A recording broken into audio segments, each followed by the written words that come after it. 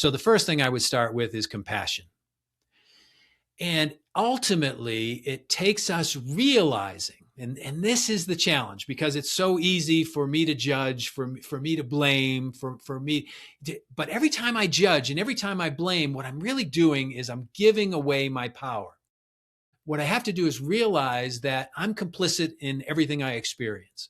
So once I accept that I'm complicit, then I've got to change my own way of thinking first. That's where it all begins. All change begins internally. It's inside of us. Change happens internally. So even though we have to make an individual choice, we're going to decide which wagon are we going to get on. I say, let me give you a different metaphor. We're in the river, and we now have gotten to a point where we can branch. And that's my decision point, my two choices. Am I going to stick with the old, which is competitive and all of those things? Or am I going to go with the new, which is cooperative, collaborative? But I've got to realize that I've got to make the choice.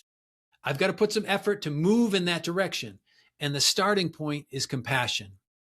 It's compassion with realizing that everybody's doing the best that they can. When I look someone else in the eyes, I'm seeing their divine nature reflected back to me. We are all of one. So once we realize that, then it's no more whatever this facade is. Here, I'll frame it this way. We often think that life is for us to become, and we set these goals. I'm going to become, have, do, or be whatever it is that I'm going to have, do, or be. Flip it around. It is not about becoming. It is about peeling back everything you've been pretending to be and revealing your true divine nature. Well, it's interesting because I'm always a work in progress. So I'm not there yet. And the first, my work in progress challenge is judging. So it's this idea of they're making the wrong choice. It's going to produce this kinds of consequence. It's going to influence everyone else. Yes, that's true. But I'm not walking in their shoes. I don't know why they're making that choice.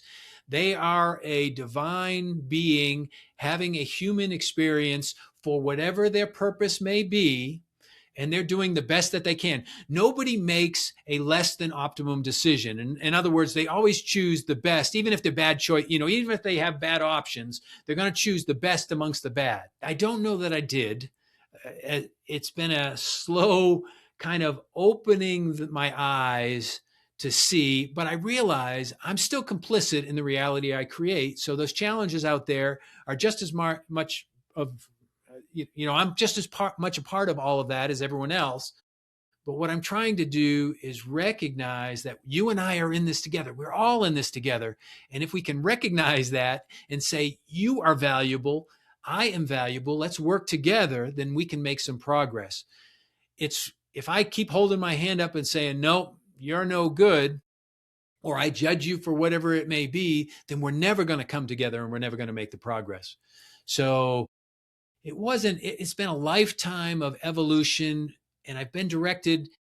The army is fundamentally about using force to achieve political ends. So I've been educated in this use of power and how to apply power to achieve specific ends. And then you go to Capitol Hill, and Capitol Hill in politics is all about using influence, so personal power to achieve specific ends. When ultimately we have the power if we're willing to recognize we have the power.